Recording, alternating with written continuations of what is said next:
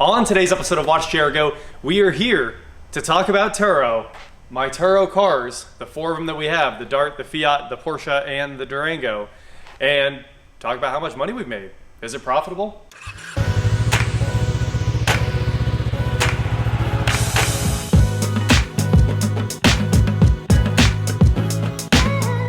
What is going on, guys? I am Watch JR Go, and like I said, I am here to talk about my Turo experience today. And to start with, we're starting in front of the Dart, where I belong, because it is the most profitable car that I bought for Turo so far. This thing is rented out all the time, but it's got a ton of miles on it now. The miles just keep stacking up. Every single time it goes on a long trip, but it goes out a lot because it's cheap. Now, the Dart does rent out all the time because I have the price set to it's got auto pricing on between $33 and $59, and it's supposed to go up and down automatically based on demand, but I've found that it's usually below $33 because they apply a discount if people book longer trips and if they book early. So if you book 7 days in advance, they get 5% off, and if they book at least 3 days, they get 10% off. So I'd say a lot of the days where this car goes out, it's making like $27 a day, which is insanely horrible. I mean, so bad that it's not worth driving here to check the car out. But at the same time, like, it goes out all the time, so it stays busy and it does generate some consistent income. After that, we get my Fiat 500, which is out on a rental right now. It won't be back until Wednesday. And the Fiat 500, I think I have fixed pricing turned on for that thing. Let's take a look. Nope, auto pricing $31 to $72. And it seems like no matter what, when that thing goes out, it makes like $29 a day, less than $31 a day. So again, pretty bad, but it goes out all the time. So the Fiat 500 and the Dart cost about the same money, and I also have a list of expenses that I've spent on each of them. The Fiat, almost $8,000 when you add all this up. I'd say it's in the mid 7,000s or something like that for the Fiat. I mean, we're talking like taxes, registration, meals that were meetings for photography, GPS tracking, fuel that I had to put in, just all kinds of stuff like that. There's even some unreported stuff in here. I actually need to go figure out what that cost. So the Fiat in the $7,000 range. I'd say this now, with all the money we put into this car, has cost in the $6,000 range. Yeah, this thing's eating money. Anyway, so that is right there. If you guys want to have a total price in the Turo fleet, it's been a lot. $6,000 and $7,500. So just in those two cars, we've got $13,500. Now, will they pay for themselves? Yeah, if I was doing business with just these two cars, I think they'll pay for themselves completely in 1 year. So that's like $13,500 just in those two cars so far. Now, let's go over here. I do want to talk about a couple of the rentals where this thing's gone out. Turo customer service, a really important part of this experience, is some of the worst customer service I have ever experienced. They outsource it all to people that are just sitting at home, and I just assume these people don't read.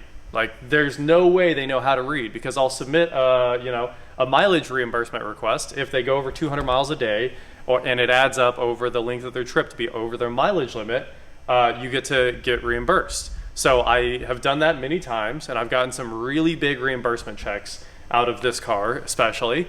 And sometimes when you reach out to customer service, well, if the customer doesn't pay it immediately, it goes to customer service, and then they send back an email like, okay, send us a picture of the fuel gauge so you can get reimbursed for the fuel that the customer didn't put in it. And I'm like, the whole request, it's literally a pre-filled form. It says like mileage over the limit, customer didn't pay.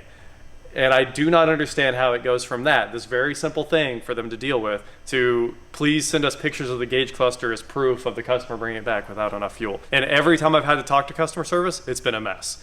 Not fun at all. They don't read the emails. They don't want to help you. They want like pictures of the car to prove that they're automatics. Almost every one of these is listed as a manual, and I had to go through with customer service and fix all of that.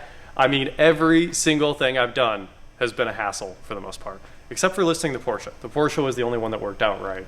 And I think they still have the Durango listed as a V6. So let's go over there and talk about the Durango. Okay, here we have my 2011 Dodge Durango. You guys know this story. It's really cool.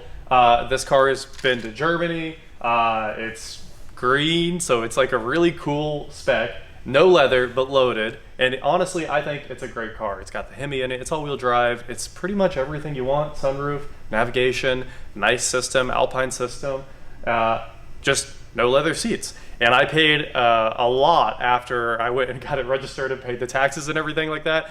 You guys, of course, remember I paid about $16,000 out the door. It was $15,888, and then I went and paid everything else. And oh boy, does that stack up quick. You don't really think about how much the taxes and the registration are going to destroy you.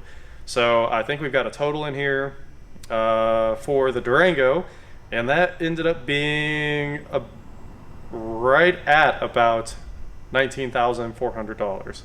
So $19,400 in the Durango, and it's rented out one time. The Durango rents out for $77 a day, if I remember right. So it went out once, and the customer came back complaining that it needed a wheel bearing when it's fine. We've driven it. You guys have heard it since. And then Turo pulled it a few days later. They set it to unlisted and said it would have to be safety inspected by a mechanic, but they'll pay for the safety inspection because I said the customer was being ridiculous. So that took a while to figure out another customer service contact where they actually did what I emailed that time. So I'd say the customer service interaction that time was pretty good, but this thing's unlisted, so it's not making me any money at all. And also it wasn't making any money before because it just doesn't rent out that much. The cheap cars go out every couple days. This thing went out once over like the month and a half that it was listed or something like that. So not making a lot of money, but it was very expensive, way more than the cheap cars. And I should have, I figured this would go out nonstop. I mean, it's a family car, the perfect thing for your vacation, but just didn't work. So it's either lower the price or sell the car, and I think I'm gonna sell the car. Hopefully I can get back out of it about where I am. I mean, it's gonna be tricky because the book value is not that high, but at this point with the car shortage, I think it'll sell. So we're gonna see if I can get back out of the Durango. So I would say if you're doing Turo, this ain't it, but it might be if you're in the mountains and you have snow or something like that. In Kansas, it's just not working for me. And then the last thing that I have listed on Turo is my 2012 Porsche Cayenne that's outside. So here's the Cayenne. I think I paid about $23,000 for this, and I love the Cayenne to death. I've been driving this car a lot. It's the one I use to take care of the whole fleet, drive to the warehouse to take care of the transactions, stuff like that. And it's listed on Turo for $149 a day. It's never rented out a single time. And honestly, I don't really care if it ever rents out because the other cars are paying its bills, and I mean, it's just such a great car. I love driving it. So all-wheel drive, 300 horsepower, big V6. It's a Porsche, nice interior spec, and it was one of the cheapest Cayennes in the nation. Lots of other people in the comments have been looking for a car like this. For this price range, they do not exist. This is probably a $30,000 Cayenne, and I just got a really good deal on it. So that's the update on the Cayenne. I haven't done anything to it except put gas in it, and it doesn't rent out. So the Cayenne also has some of the best pictures on Turo, which I just love them to death. 100% Jake took them, and I mean, this would be the first thing I would rent if I was on there. And there's BMW X3s on there running for about 100 a day, and they're running out all the time. That makes no sense. The X3 is smaller, way less capable. How is it renting for the price that I'm asking? And it has a ton of trips. But either way, so the Dart's been out quite a few times. It looks like 8 trips or something like that. And the Fiat's been out 3 trips. It'll be 4 trips when it comes back, I would say. And all 5-star reviews. That should be enough to put me in all-star host here soon, which will give me $100 in travel credit, which is kind of cool. As you can see, my response rate is, wow, that's way more. These cars have been out a bunch more than I just said. It looks like 22 times. And we've got 100% response rate, 100% acceptance rate, 100% commitment rate. Yeah, 22 full trips so far. So way more than the number I said there. I don't know where those are coming from. 100% 5-star ratings and 12 trips completed that count. I don't know. I think that might be just the ones that were reviewed. So all of my reviews, 5 stars. I'll show you guys that on screen right now. And then it's time to talk about the earnings. So let's jump back to 2021 here. Everything that rented out, I started basically in November. I think I started at the very end of November, and then most of the earnings were in December. And we planned on December being well over $1,000 a month. Instead, it was about $780, which is something. I mean, 13 months of that does pay for the cheap cars, but that's what we ended up doing in 2021. So now let's jump back to 2022 here. I'll show you guys that. Currently for January, it looks like we're at $407. And there's $224 in upcoming earnings. And I think all of those trips that are upcoming are going to happen in January. But that's still not $1,000 a month. That's about $600, so worse than December. And I would assume that this would get better at some point. That's $1,187 so far, which pays for, you know what, that's 1/6 of the Dodge Dart or something like that. Oh, and another thing, if you're doing Turo with your own cars, make sure you have 2 keys. So we've got DJ's lock and key here right now. He's programming new keys for the Durango, which the dealership's paying for, and for the Dart, which I'm paying for. And these keys are not cheap, about $150 each, something like that. So I get to add that to the expenses, even though we're not making enough to cover the expenses, I would say. We'll get back to that in a minute. Is that one of the Autels? Or Auto Pro Pad. Auto Pro Pad? Yeah, it seems to do okay. Nice. I can't complain about it. I mean, it's lacking of a lot of stuff, but it'll knock out a Dodge Dart. Yeah. So. Wow, that was quick. Yeah, I just got to cut the emergency key now. Awesome. Man, that was like 30 seconds. They always caution people about leaving their vehicles unlocked. Oh, for sure. Because I mean, with the right equipment yeah, and the right knowledge, I mean, it takes no time at all to program a key. You have the one for the Durango? I do. All right, we got some keys. 2 keys for both of the cars. Thanks, man. The reason you need that second key is if a customer ends up taking the car, which I have a whole bunch of other friends that are doing Turo at a much larger scale than this, you need to be able to go get that car back. So if the customer is holding on to the key and they won't meet you outside, you can hop on the GPS tracking, go find the car, and pick it up. You're gonna wanna bring backup, and then call the customer when you get there and say, bring the key outside right now, because you know it's 24 hours past your return. At this point, you've stolen it. So you're right at that. You need to call the police, have them meet you there, maybe a tow truck, or maybe just send the police on a tow truck. You know, I mean, it can be a real big mess if a customer keeps a car. It's a little bit harder to enforce these things disappearing than it is for a traditional rental car where somebody signed their life away and they feel like they're going to be responsible, even if they're not that responsible. Oh, and the liability, I always wanted to talk about that. So there's a $250 deductible if you're on the 75% plan, which is where you only get 75% of the money. So if you think about that, when I'm charging like, I'm getting like $29 a day, then I'm only getting 75% of that after Turo keeps their fees. So that's cutting into your profit a bunch too, which brings those numbers down a lot. And then the other thing that just really kills me is if this thing goes out for a 3-day rental and it's gonna make like $70, the deductible's $250 if something goes wrong. So I lose like 4 rentals almost if this car comes back with damage to pay the deductible so it can be repaired. Now obviously I'm probably not going to pay the deductible. You guys know how insurance works. The body shop that works on it is probably going to absorb that. At the same time, the prospect of losing that much money because somebody damaged your car is pretty painful. So another thing to think about.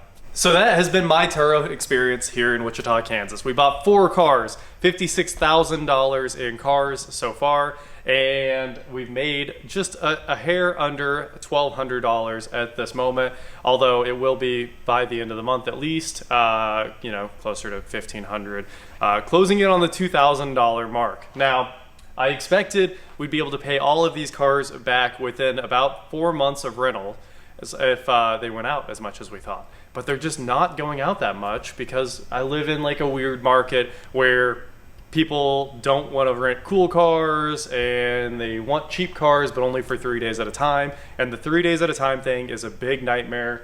When they go out for like a week, 2 weeks, fine. I'm like the happiest person there is. The car makes good money. I don't care if I have to clean it when it gets returned. And you know, they're driving it forever and it probably comes back with extra mileage on it that pays even more. So those long-term rentals are awesome and they make great money. It's just like Uber. Obviously, if you guys have ever Ubered before, all the Uber drivers know super long trips make good money, and that 10-minute trip is gonna make horrible money. Like, it's not even worth accepting the ride.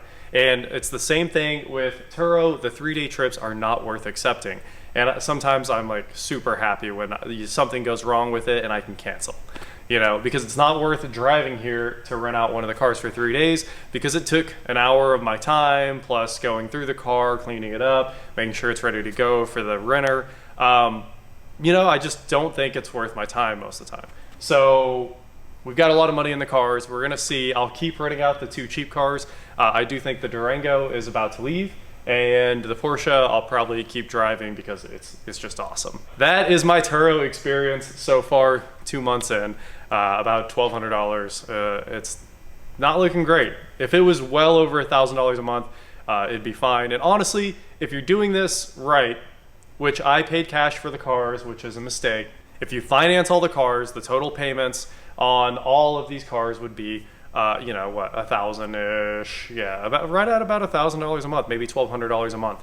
And you could make Turo pay for the bill and it would all be all right. So I get, if you have an extra car, it might work out great for you. If you like that car, it's probably not gonna work out great for you, because like even on this one, you can see after we polished this car out and ceramic coated it, one of the renters let their dog jump on the side of it, and there's nothing I can do. I can't claim that. It's not worth the $250 deductible, but it's a ton of damage and it's super visible. It's all the way down the side here from where that dog's paws like destroyed the paint. And then it was full of dog hair too, which is an even bigger nightmare. So, you know, you're gonna run into things like that. So if you care about your car a lot, it might not be ideal for you. If you don't care at all, which is why I bought these cheap cars, it'll work. You know, you don't have the emotional connection at that point. And it will probably pay the car's bills. Honestly, this and the Fiat are paying the bills for all 4 cars if they were all financed. You know, at that $1,200 a month, it's honestly not that far off. So if you're jumping in Turo to actually use it as a business and make money, you're gonna need like 30 cars. And if you're doing it to just pay the payment, probably work out for you. So that's my experience with Turo so far. Customer service, really, really, really painful. Not making a ton of money, but technically like it is making money, and eventually it will pay for these cars, at least the 2 cheap ones. Maybe we're gonna keep doing it, maybe we're gonna stop. I don't know. I really wanna stop, but I do enjoy getting the non-stop direct deposits from Turo, so that's really the only reason we haven't stopped yet. It seems like it makes a lot of money, even though we're spending a lot of money to do it at the same time. Anyway, eventually these cars would become free if I did it long enough. And then it's kind of cool because, you know, as soon as the car is paid off, you've got an asset that is still worth money. Like this will never go down under $5,000 as long as it stays in, you know, this kind of condition. So, you know, it's really hard to lose, but it's also really hard to win. I think that's my take on this. That is it for today, guys. Thank you so much for watching. Don't forget to head on over to shop.watchjrgar.com for cool shirts, not like this. And please like, share, subscribe, do whatever you want to do, and I will talk to you next time. You are gonna need 2 keys for your cars. Like I was saying before, I'm super happy the dealership paid for the 2nd key on the Durango. They did promise that when I picked it up. But this, the 2nd key we just made for the Dart here, $150 more. Money just goes out the door. So now we're gonna do dynamic on it, and that is a crazy process that's gonna cost even more money, but it will keep this engine running forever. So look forward to that video soon.